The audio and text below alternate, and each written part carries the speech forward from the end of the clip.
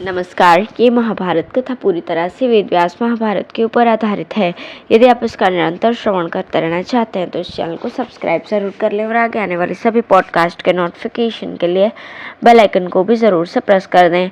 अब हम सुनेंगे महर्षि पंचसिक का राजा जनक को उपदेश। युधिष्ठिर ने पूछा, पितामह, मोक्ष धर्म को जानने वाले मिथिला नरेश जनक ने मानवीय भोगों का परित्याग करके किस प्रकार के आचरण से मोक्ष प्राप्त किया था? भीष्म जी ने कहा, युधिष्ठिर सुनो, ये उस समय की बात है जब मिथिला में जनकवंशी राजा जनदेव का राज्य था। जनदेव सदा ब्रह्म की प्राप्ति का ही उपाय सोचा करते थे। उनके दरबार में 100 आचार्य बराबर रहा करते थे जो उन्हें भिन्न भिन्न आश्रमों के धर्मों का उपदेश देते रहते थे। एक बार कपिला के पुत्र महामुनि पंचसिक संपूर्ण पृथ्वी की परिक्रमा करते हुए मिथिला में आ पहुंचे। वे संन्यास धर्मों के ज्ञाता और तत्वज्ञानी थे।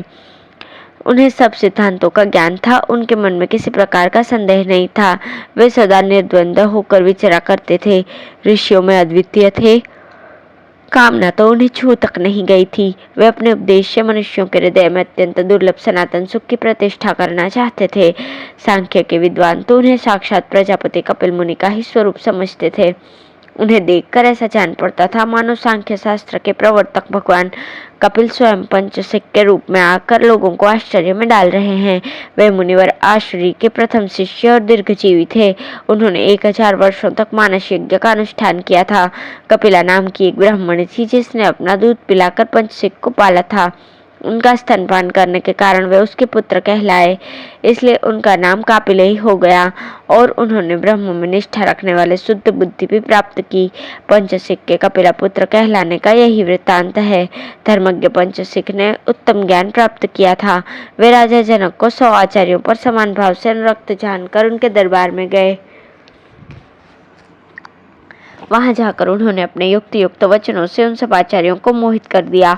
उस समय महाराज जनक कपिलानंदन पंचसिक का ज्ञान देखकर उनके प्रति आकृष्ट हो गए और अपने 100 आचार्यों को छोड़कर उन्हीं के पीछे चल दिए। तब मुनिवर पंचसिक ने राजा को धर्मानुसार चरणों में पड़े देख उन्हें योग्य अधिकारी समझकर सांख्य मत के अनुसार मोक्ष धर्म का उपदेश दिया। पहले तो उन्होंने जन्म के कष्टों का वर्णन किया, फिर धर्म के कलेशों को बताया। तत्पश्चात ब्रह्मलोक तक के भोगों की क्षण भंगुरता और दुख रूपता का प्रतिपादन करके सबकी ओर से विरक्त होने का उपदेश दिया।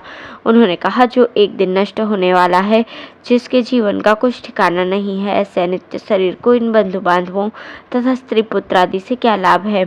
यह सोचकर जो मनुष्य इन सबको क्षण भर में त्याग कर चल देता है, उसे मृत्यु के बाद फिर जन्म नहीं लेना पड़ता। पृथ्वी, आकाश, जल, अग्नि और वायु ये सदा इस शरीर की रक्षा करते रहते हैं। इस बात को अच्छी तरह समझ लेने पर उसके प्रति आसक्ति कैसे हो सकती है? जो एक दिन मौत के मुख में पड़ने वाला है, उस शरीर को सुख कहाँ? पंचसिक का यह उपदेश, जो भ्रम और वंचना से रहित, सर्वथा निर्दोष और आत्मा का ज्ञान कराने वाला था। ये सुनकर राजा जनक को बड़ा विस्मय हुआ। उन्होंने पुनः प्रश्न करने का विचार किया। जनक ने पूछा, भगवान ज्ञानी को मृत्यु के बाद फिर संसार की प्राप्ति होती है या नहीं? यदि उस समय उसकी कोई विशेष संज्ञा नहीं रहती तो ज्ञान और अज्ञान का फल ही क्या होगा? ऐसा प्रश्न सुनकर ज्ञानी महात्मा पंचसिक को निश्चय हो गया कि राजा जनक की बुद्धि पर अंधकार छा रहा है। इन्हें आत्मा के नाश का भ्रम सा हो गया है, इसलिए बहुत घबराए हुए हैं। इनकी अवस्था जानकर वे महर्षि उन्हें समझाते हुए कहने लगे, राजन, मुक्तावस्था में आत्मा का न तो नाश होता है और न वो किसी विशेष आकार में ही परिणत होता है। यह जो प्रत्यक्ष दिखाई देने वाला संघात है, ये भी शरीर, इंद्रिय और मन का ही समूह मात्र है। यद्यपि ये पृथक पृथक है तो भी एक दूसरे का आश्रय लेकर कर्म में प्रवृत्त होते हैं। प्राणियों के शरीर में उपादान के रूप में आकाश, वायु, अग्नि, जल और पृथ्वी ये 5 धातु हैं। ये स्वभाव से ही एकत्र होते और विलग हो जाते हैं। इन्हीं 5 तत्वों के मेल से नाना प्रकार के देहों का निर्माण हुआ है। आँख, कान, नाक, रसना और त्वचा ये 5 इंद्रियां कहलाती है। इनकी उत्पत्ति का कारण मन है। रूप, रस, गंध, शब्द, स्पर्श तथा मूर्त द्रव्य ये 6 गुण जीव की मृत्यु के पहले तक इंद्रिय ज्ञान के साधक होते हैं। इनके साथ इंद्रियों का संयोग होने पर ही भिन्न भिन्न विषयों का ज्ञान होता है। जो लोग गुणों के संघात रूप इस शरीर को ही आत्मा समझ लेते हैं, उन्हें मिथ्या ज्ञान के कारण अनंत दुखों की प्राप्ति होती है और उनकी परंपरा कभी शांत नहीं होती। इसके विपरीत जिनकी दृष्टि में यह दृश्य प्रपंच अनात्मा सिद्ध हो चुका है, उनकी इसके प्रति न ममता होती है न अहंता, फिर उन्हें दुख कैसे प्राप्त हो, क्योंकि अब तो दुखों के लिए कोई आधार ही नहीं रह जाता। अब मैं तुम्हें वो शास्त्र सुना रहा हूँ जिसमें त्याग की प्रधानता है। ध्यान देकर सुनो, ये तुम्हारे मोक्ष में सहायक होगा। जो लोग मुक्ति के लिए प्रयत्नशील हों, उन सबको चाहिए कि सकाम कर्म और द्रव्य आदि का त्याग करें। जो लोग त्याग के न बिना विनीत होने का दावा करते हैं, उन्हें क्लेश पर क्लेश उठाने पड़ते हैं। शास्त्रों में द्रव्य का त्याग करने के लिए यज्ञ आदि कर्म, भोग का त्याग करने के लिए व्रत, दैहिक सुखों के त्याग के लिए तप और सब कुछ त्यागने के लिए योग के अनुष्ठान की आज्ञा दी गई है। यही त्याग की सीमा है। सर्वस्व त्याग का एकमात्र यही दुखों से छुटकारा पाने का उत्तम मार्ग है। इसका आश्रय न लेने वालों को दुर्गति भोगनी पड़ती है। 5 ज्ञानेंद्रियां, 5 कर्मेंद्रियां और मन, ये सब मिलकर 11 इंद्रियां हैं। इन सबको मन रूप जानकर बुद्धि के द्वारा तुरंत इनका त्याग कर देना चाहिए। श्रवण करते समय श्रोत्र रूपी इंद्रिय, शब्द रूप विषय तथा मन रूप कर्ता, ये 3 उपस्थित होते हैं। इसी प्रकार प्रत्येक इंद्रिय के द्वारा विषय अनुभव करते समय विषय, इंद्रिय और मन, इन तीनों के समूह की उपस्थिति रहती है। इस प्रकार 3-3 के 5 समुदाय हैं जिनसे विषयों का ग्रहण होता है। ये कर्ता, कर्म और करण रूपी 3 प्रकार के भाव बारंबार उपस्थित होते हैं। इनमें से एक एक के सात्विक, राजस और तामस 3-3 भेद होते हैं। अनुभव भी 3 प्रकार के ही हैं, जिनमें हर्ष, शोक आदि सबका समावेश है। हर्ष, प्रीति, आनंद, सुख और चित्त की शांति का होना सात्विक गुण का लक्षण है। असंतोष, संताप, शोक, लोभ तथा अमर्ष, ये किसी कारण से हो या अकारण रजोगुण के चिन्ह है। अविवेक, मोह, प्रमाद, स्वप्न और आलस्य, ये किसी तरह भी क्यों न हो, तमोगुण के ही नाना स्वरूप है।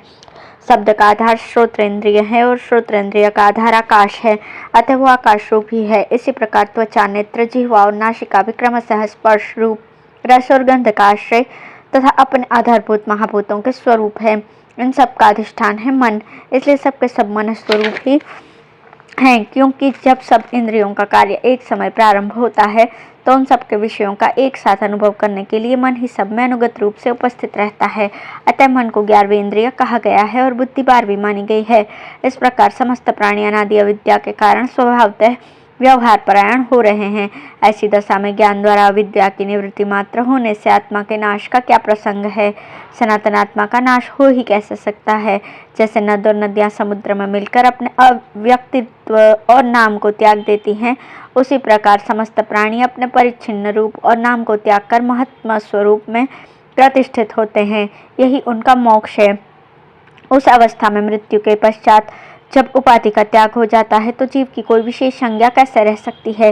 जो इस मोक्ष विद्या को जानकर सावधानी के साथ आत्म तत्व का अनुसंधान करता है, वो जल से कमल के पत्ते की भांति कर्म के अनिष्ट फलों से कभी लिप्त नहीं होता। संतानों के प्रति आसक्ति और भिन्न भिन्न देवताओं की प्रसन्नता के लिए सकाम यज्ञों का अनुष्ठान, ये सब मनुष्य के लिए नाना प्रकार के सुदृढ़ बंधन हैं।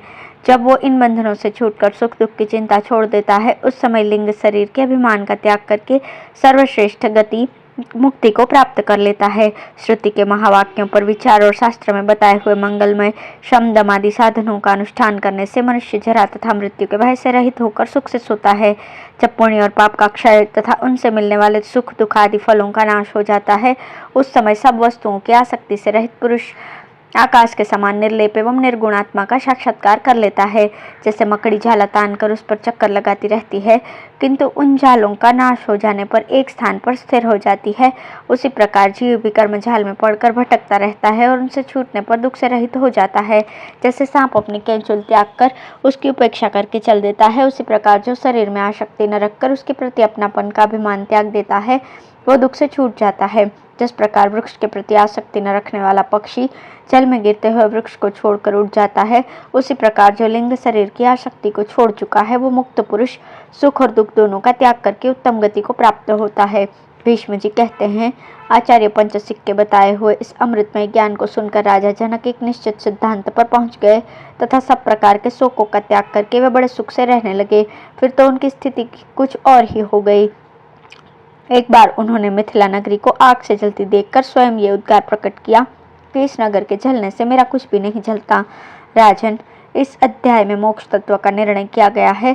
जो सदा इसका स्वाध्याय और चिंतन करता रहता है वो उपद्रवों का शिकार नहीं होता, दुख तो उसके पास कभी नहीं फटकने पाते। तथा जिस प्रकार राजा जनक पंचसिक के समागम से इस ज्ञान को पाकर मुक्त हुए थे, उसी प्रकार वो भी मोक्ष को प्राप्त करता है। धन्यवाद।